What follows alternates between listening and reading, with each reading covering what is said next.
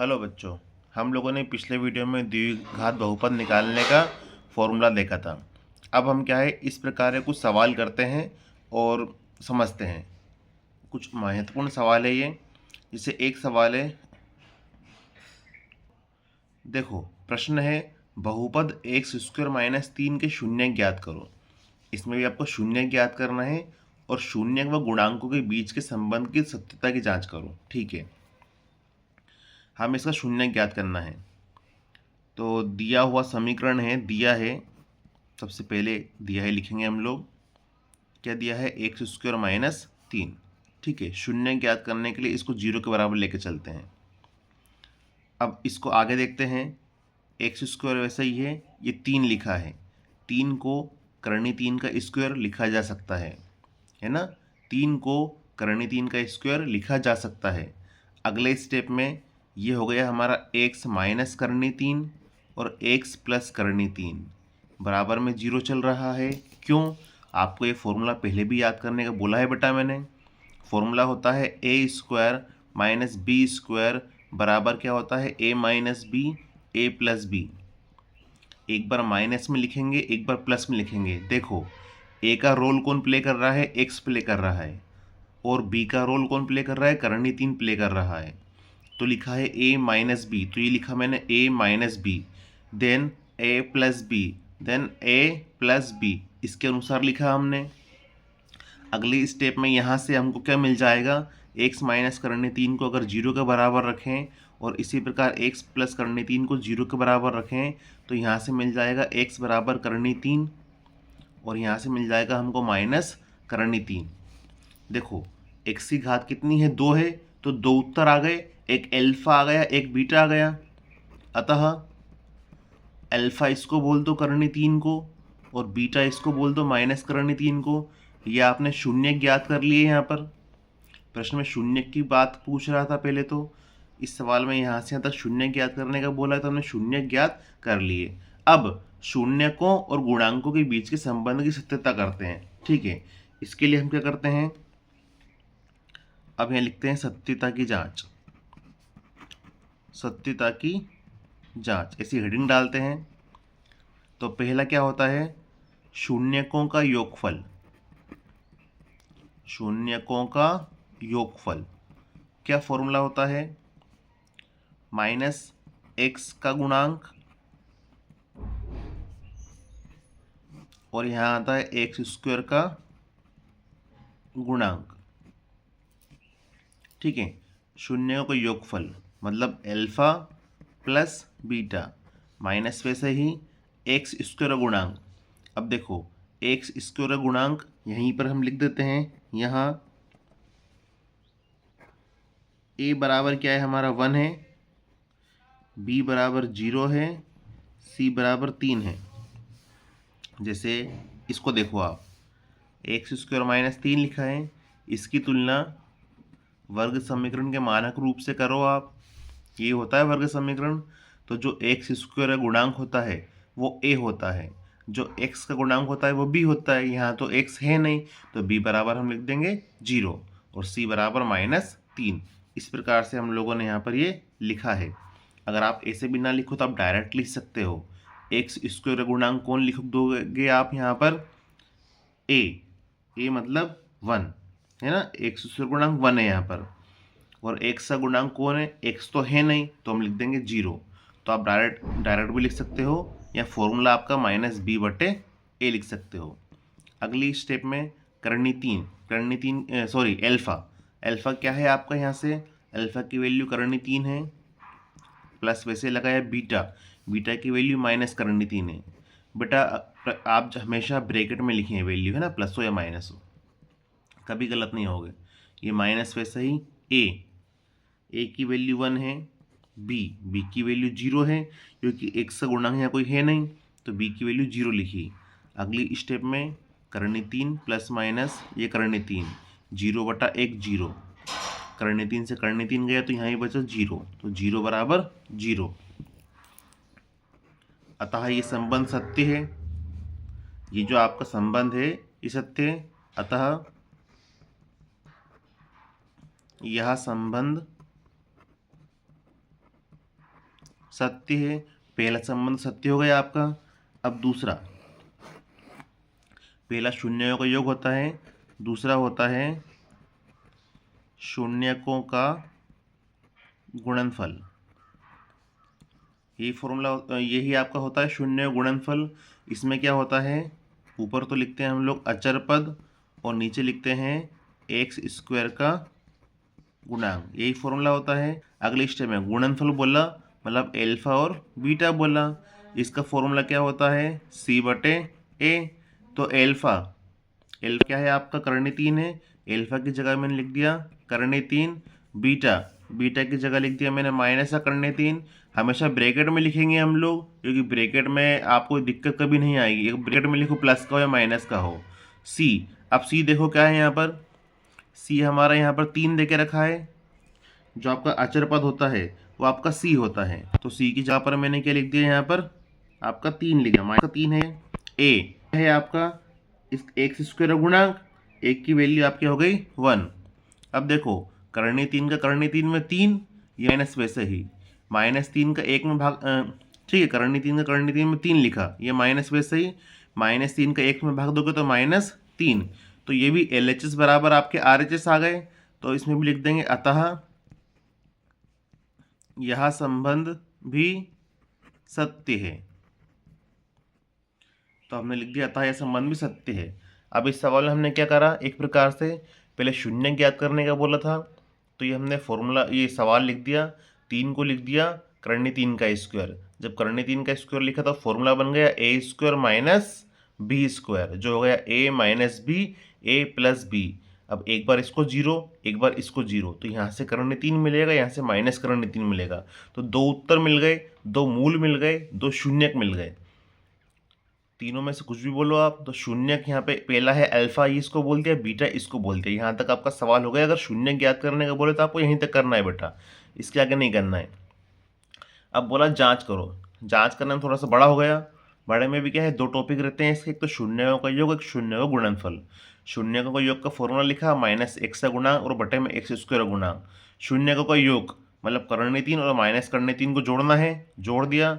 x का गुणांक 0, क्योंकि x है ही नहीं प्रश्न में, x स्क्वायर गुणांक 1, इनको जोड़ा तो यह आया 0, इधर भी आया 0। LHS बराबर RHS, अतः यह संबंध सत्य है। इसी प्रकार गुणनफल, उसमें होता है अचर पद और x स्क्वायर गुणांक। तो अचर पद गुणनफल मतलब करनी 3 और माइनस करनी 3 का गुणा करना है, जो -3 आया। अचर पद -3 था, x स्क्वायर गुणांक भी 1 था, ये भी -3 है। LHS बराबर RHS, तो यह संबंध भी सत्य है। इसको मैं पोर्ट्रेट कर देता हूँ, आप इसका स्क्रीनशॉट वगैरह लेके आप समझ सकते हैं, और नहीं आए तो कमेंट बॉक्स में बता सकते हैं बेटा। अब हम अगला प्रश्न देखते हैं। अगला प्रश्न में आपको बोला है द्विघात बहुपद ज्ञात करो जिसके शून्यकों का योग 1/4 व गुणनफल -1/1 है।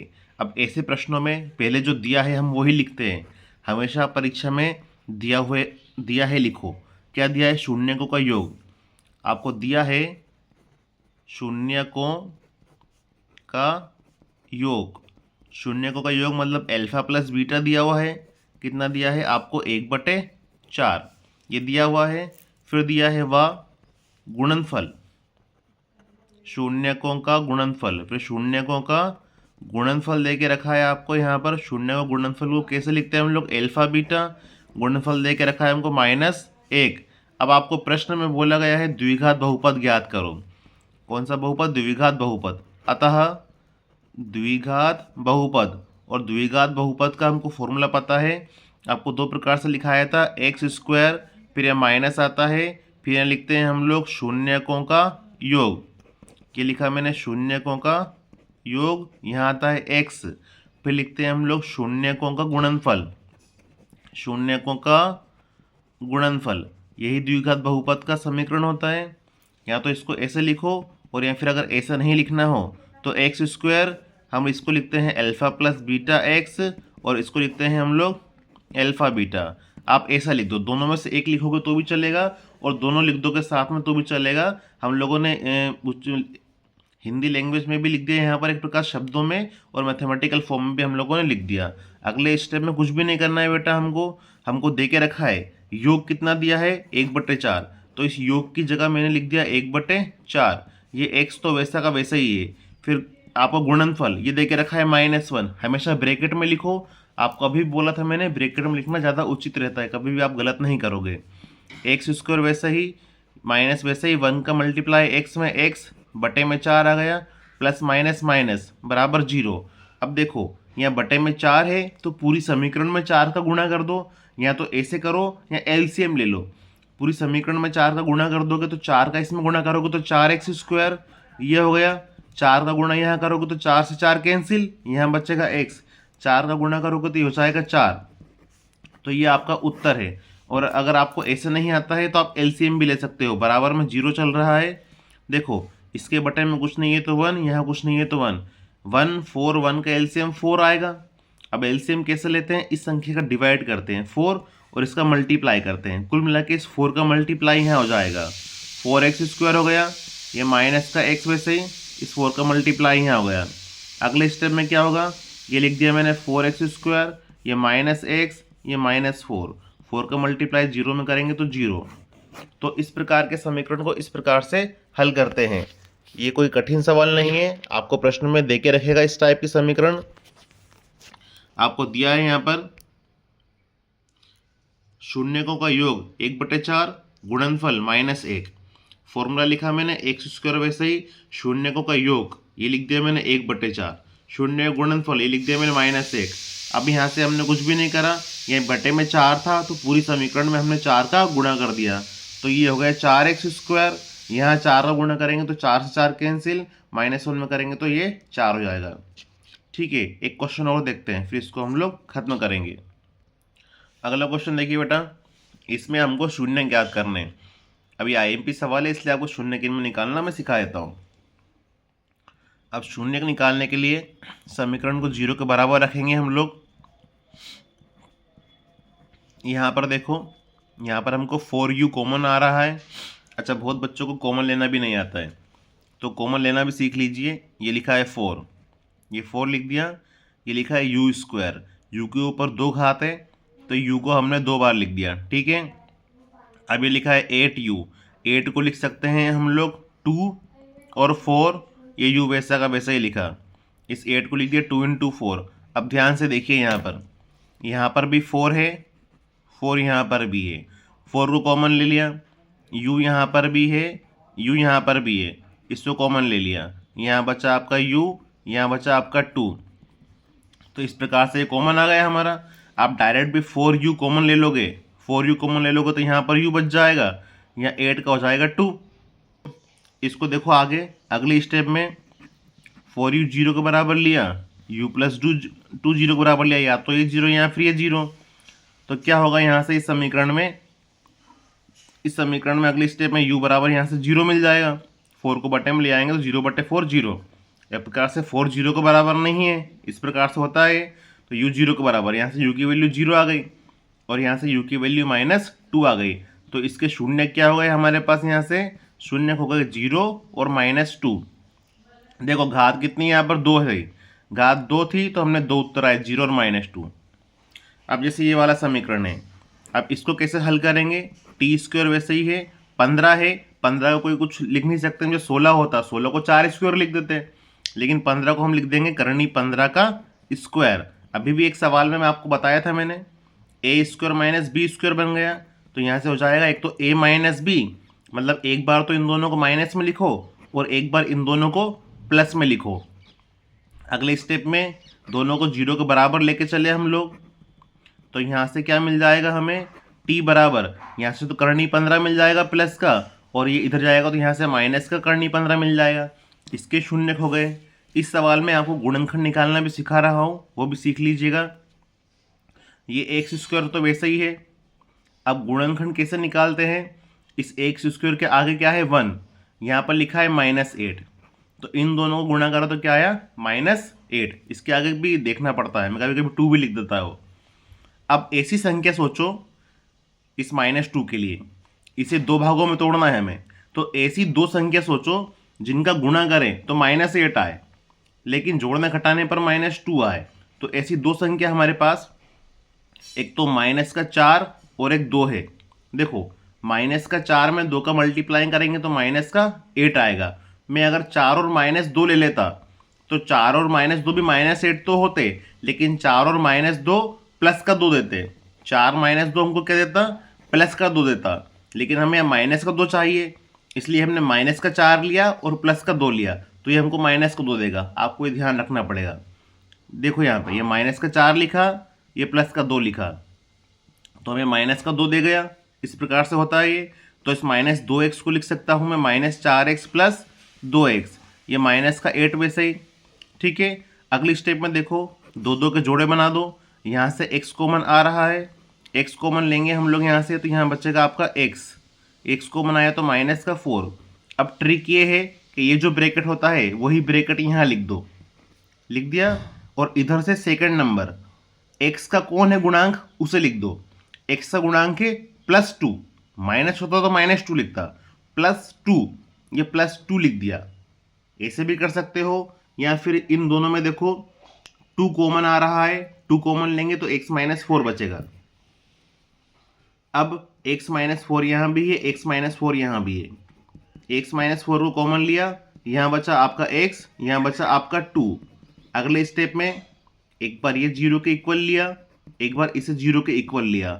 आप क्लियरली देख सकते हो, यहाँ 4 इधर गया तो प्लस का हो गया और 2 इधर गया तो माइनस का हो गया। तो यहाँ से 4 और -2 इसके शून्यक ज्ञात हुए। तो बेटा इस सवाल में शून्य ज्ञात करना, उसका बहुपद बनाना, अचर बहुपद, रैखिक बहुपद, इस प्रकार का IMP सवाल है। पेज नंबर 27 पर आपके सारांश भी हैं, कुछ आपको बताए थे, तो इन लोगों को आप ध्यान रखिएगा और अच्छे से इनकी तैयारी कीजिएगा। और इसमें इस चैप्टर में कुछ डाउट हो तो मुझे कमेंट बॉक्स में बता दीजिएगा ताकि हम उसको सोल्व कर दें। शुक्रिया।